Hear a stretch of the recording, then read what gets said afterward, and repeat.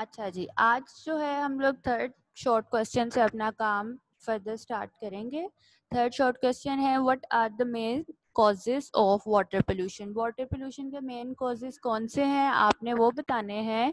Chemical waste from industries are the major causes of water pollution. Industry से जो chemical waste आता है उसमें हाईली टॉक्सिक मटेरियल्स प्रेजेंट होते हैं, यानी कि वो काफ़ी टॉक्सिक होते हैं। जो वो पानी में जाते हैं तो पानी को वो पोल्यूटेड कर देते हैं। ये मेन कॉज होता है वाटर की पोल्यूशन का। ठीक है, इसके बाद फोर्थ वन है डिफाइन। बेटा आप लोग क्लास में टाइम पे आया करें ताकि आपका लेक्चर मिस ना हो। इसके बाद है four define pollution and environment. आपने पोल्यूशन को डिफाइन करना है और एनवायरनमेंट को डिफाइन करना है। सबसे पहले आप लोग पोल्यूशन की हेडिंग देंगे और फिर लिखना स्टार्ट करेंगे, introduction of harmful substances in the environment that make it unfit for living organism. Environment में हार्मफुल सब्सटेंसेस का आ जाना जो कि लिविंग ऑर्गेनिज्म, ज़ाहिर है हमारे इन्वायरमेंट में लिविंग ऑर्गेनिजम्स रहते हैं, तो अगर उसमें इम्प्योरिटी आ जाएगी, वो जगह पोल्यूटेड हो जाएगी तो वो अनफिट होगा उनके लिए रहने के लिए। ज़ाहिर है वो काफ़ी डिजीज़ कॉज करेंगी, तो इस चीज़ों को हम लोग पोल्यूशन का नेम देते हैं। नेक्स्ट है environment, surroundings in which a person, animal, plants live is termed as. Environment हमारे इर्द गिर्द जो भी चीज़ होती है जिसमें हम लोग रहते हैं, प्लांट्स रहते हैं, एनिमल्स रहते हैं, जितने भी लिविंग ऑर्गेनिजम्स रहते हैं, नॉन लिविंग, लिविंग बोथ, उसको हम सारे को इन्वायरमेंट का नेम देते हैं। ठीक है, आप लोगों ने इसकी हेडिंग्स पॉइंटर से लिखनी है। आफ्टर देन आप लोगों ने पेंसिल से इनकी डेफिनेशंस लिख देनी है, और अगेन सारा काम आप सबने लूज शीट्स पे करना है। फिफ्थ वन है, write down two effects of land pollution on environment. आपने कोई से दो इफेक्ट्स बताने हैं ऐसे जो कि लैंड पोल्यूशन के होते हैं एनवायरनमेंट पे। ठीक है, मैंने यहाँ पे 3 लिख दिए हैं, आप कोई से 2 लिख सकते हैं जो आपको इजी लगे। नंबर 1 है डिफॉरेस्टेशन। डिफॉरेस्टेशन कहते हैं कि फॉरेस्ट का कम हो जाना, फॉरेस्ट को ख़त्म कर देना। जितने ज़्यादा आप देखो ट्रीज कम हो जाएंगे उतनी ज़्यादा हमारी जो लैंड है वो खाली हो जाएगा। और आप देखेंगे, आपको पता है कि जितने ज़्यादा ट्रीज हम लोग ग्रो करते हैं उतनी ज़्यादा हमारी एयर साफ होती है।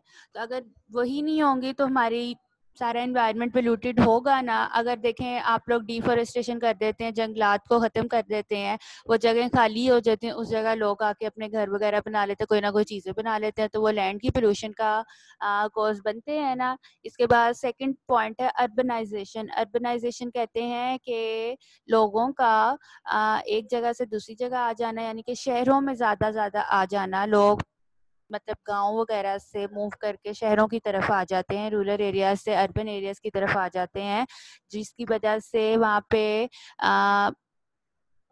पॉपुलेशन ज़्यादा हो जाती है। और पॉपुलेशन ज़्यादा होने की वजह से क्या होता है, ज़ाहिर है पोल्यूशन भी बढ़ती है, ज़्यादा ट्रैफिक हो जाती है, ज़्यादा स्मोक होता है, ज़्यादा लोग जो हैं चीज़ों को डिस्पोज नहीं करते हैं, जिसकी वजह से लैंड पोल्यूशन हो जाती है। तो ये एक तरह से कॉजेज़ ही हैं कि हमारे इन्वायरमेंट पे इनके असरात आ रहे हैं। और थर्ड है, it can also causes diseases like cancer. तो लैंड पोल्यूशन हो, वाटर पोल्यूशन हो, एयर पोल्यूशन हो, इनकी कॉजेज की वजह से जो है डिजीजेज भी फैलती हैं, जिसमें एक जो मेन डिजीज़ होती है वो कैंसर की होती है। तो बेटा आप इनमें से कोई से भी 3 मैंने लिखे हैं पॉइंट्स, तो आप कोई से भी 2 पॉइंट्स लिख सकते हैं और याद कर सकते हैं। ठीक है, नेक्स्ट है आपका इसके बाद, व्हाट इज रिसाइकलिंग। रिसाइकलिंग किससे कहते हैं, मैंने आपको बताया था कि जिस तरह हम लोग पेपर हो गया, प्लास्टिक बॉटल्स हो गई, इनको बार बार रिसाइकल करते हैं ताकि हमारे यूज में दोबारा से आ सकें। ये नॉन बायोडिग्रेडेबल चीज़ें होती हैं।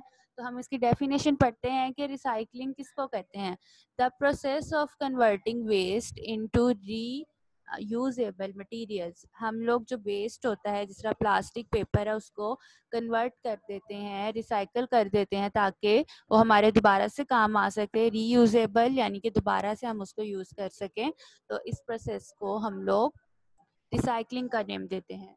The process of converting waste into reusable material is termed as recycling. ठीक है, सेवंथ है plastic bags also cause water pollution, how? Plastic bags जो हैं एक तो लैंड पोल्यूशन का भी कॉज होते हैं, लेकिन वो कहते हैं कि वाटर पोल्यूशन किस तरह है प्लास्टिक बैग कॉज कर देते हैं। आपने उसकी रीजन बतानी है तो वो बताने लगी हूँ मैं आपको। इसका answer, they clog up drains causing water to overflow. ये ड्रेन्स जितने भी नाले वगैरह होते हैं, जाके अगर प्लास्टिक बैग्स उनके आगे पड़े रहें तो वो उसको क्लॉग अप कर देते हैं, यानी कि ब्लॉक कर देते हैं, बंद कर देते हैं। एंड उधर से वाटर जो है ओवरफ्लो होना स्टार्ट हो जाता है and become the breeding grounds of germs that cause diseases. अब जैसे ही वो गंदा पानी जमीन पे आके गिरेगा, जाहिर है वाटर की पोल्यूशन क्या है कि पानी जब पोल्यूटेड हो जाता है, उसमें जब केमिकल्स आ जाते हैं तो वो वाटर साफ नहीं रहता, वो पोल्यूटेड हो जाता है। अब जब वो वाटर गंदा होके लैंड पे गिरेगा तो वहाँ पे जाहिर है ब्रीडिंग ग्राउंड कहते हैं कि यानी कि जर्म्स की प्रोडक्शन वहाँ पे स्टार्ट हो जाती है, ब्रीडिंग स्टार्ट हो जाती है, जर्म्स वहाँ पे रहने लग जाते हैं और उनकी ग्रोथ स्टार्ट हो जाती है। और जाहिर है जब जर्म्स आ जाएंगे तो वो डिजीजेस भी तो फैलाएंगे, मुख्तलिफ किस्म की बीमारियां भी। तो ये इसका आंसर है। 8th शॉर्ट क्वेश्चन है आपका, what does decompose mean? Decomposition हम लोगों ने बायोडिग्रेडेबल मटेरियल्स में करवाई थी, आपको पता है।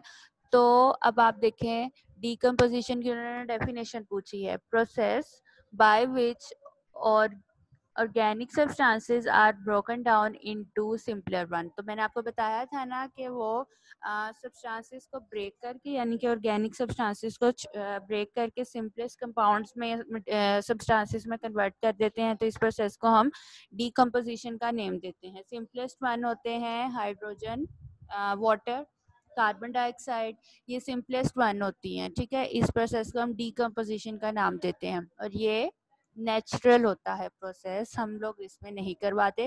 रिसाइकलिंग हम लोग खुद करते हैं, decomposition is a natural process, ठीक है। इसके बाद 9th शॉर्ट है, write down 3 examples of non biodegradable materials. आपने नॉन बायोडिग्रेडेबल मटेरियल्स की कोई सी 3 एग्जांपल्स लिख देने हैं। तो उनमें मैंने लिखी हुई है हैवी मेटल्स, ग्लास और प्लास्टिक बैग्स, ठीक है। लास्ट शॉर्ट क्वेश्चन है आपका, what does 3 R's mean? The 3 R's are reduce, reuse, recycle to control pollution due to non biodegradable waste. 3 R's आपको पता है कि हम लोगों ने रिसाइकलिंग तो नॉन बायोडिग्रेडेबल की मटेरियल्स की करनी होती है ना, बायोडिग्रेडेबल मटेरियल्स तो खुद ब खुद डिकम्पोज हो जाते हैं। तो 3 R's का जो फिनोमिना है, यानी कि प्रोसेस है, रिड्यूस, रीयूज, रिसाइकल, ये हम लोग नॉन बायोडिग्रेडेबल वेस्ट के लिए करते हैं, क्योंकि प्लास्टिक, ग्लास, मेटल्स, जितने भी हैवी मेटल्स हैं, हम लोगों ने इसी को डिकम्पोज करना होता है। तो वो होते क्या है, रिसाइकल सॉरी करना होता है, तो वो क्या होते हैं, नॉन बायोडिग्रेडेबल मटेरियल्स होते हैं। तो 3 R's जो है हम उसे कहते हैं रिड्यूस, रीयूज, रिसाइकल, और ये पोल्यूशन को कंट्रोल करने के लिए यूज होते हैं। और ये पोल्यूशन किसकी वजह से होती है? Due to non biodegradable waste की वजह से होती है, ठीक है। ये आपके 10 शॉर्ट क्वेश्चंस थे, जिनमें से 3-4 शॉर्ट क्वेश्चंस आपके लिए न्यू हैं, जो कि आपने अच्छे से याद करने हैं। बाकी आपको ऑलरेडी उनके आंसर्स आप लोग जानते हैं। तो बेटा ये आपके 10 शॉर्ट क्वेश्चंस हैं। आपको अगर इसमें कोई प्रॉब्लम है then you can ask me, और कल हम लोग इसके लॉन्ग क्वेश्चन स्टार्ट करेंगे। तो जिन स्टूडेंट्स ने अभी तक अपना होमवर्क कलेक्ट नहीं किया हुआ, बच्चों स्कूल से जल्दी से अपना होमवर्क कलेक्ट कर लें, क्योंकि आप लोग फिर किस तरह सारा काम समझेंगे। बेशक आपको सारा काम रिटन फॉर्म में मिल गया, आपको कुछ ढूंढने की ज़रूरत नहीं पड़ेगी, सिर्फ आपने सारा काम यहाँ से दे के लूज शीट्स पे लिखना, और इसके बाद आपने इसको लर्न करना है। जो मेजर आपका फोकस होना चाहिए वो लर्निंग पे होना चाहिए। तो आप लोग देख लें कि जल्दी से स्कूल से अपना काम कलेक्ट करें, पेपर्स अच्छे से अटेम्प्ट आप लोगों ने करने हैं और बाकायदा पिनअप करके आप लोगों ने देने हैं। उस पर नेम हो, आपका आईडी हो, सेक्शन मास्टर, ठीक है। आपको कोई क्वेश्चन पूछना हो रिलेटेड टू पेपर्स और रिलेटेड टू जो आज हमने लेक्चर किया है, पढ़ाया मैंने आपको, आप लोग मुझसे पूछ सकते हैं, ठीक है।